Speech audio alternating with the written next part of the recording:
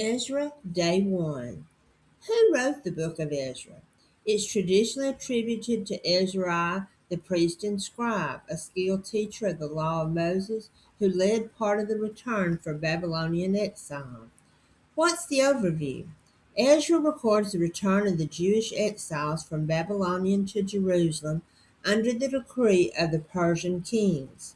It describes the rebuilding of the temple, opposition from surrounding people, and spiritual renewal of the nation through the teachings of God's law.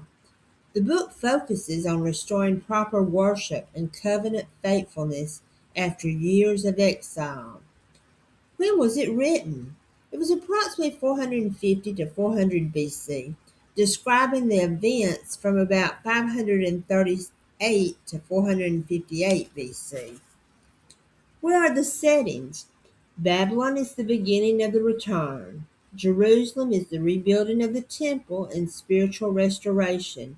And Persian Empire is Cyrus, Darius, and Arthurus, something degrees.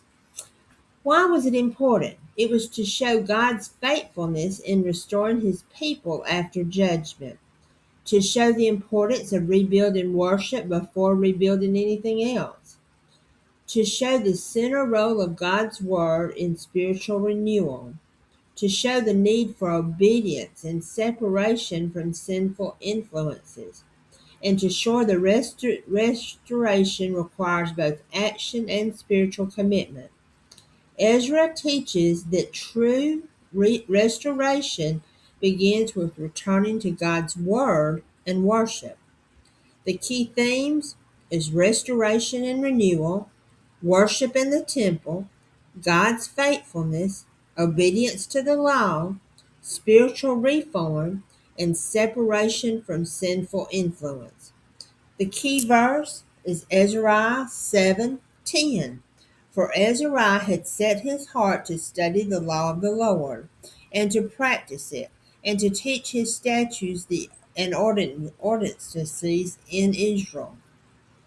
The teaching insight, Ezra shows that rebuilding a nation begins with rebuilding spiritual foundations.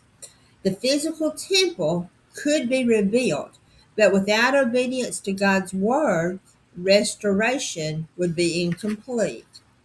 Ezra himself models the right order: study the word, live the word, and teach the word.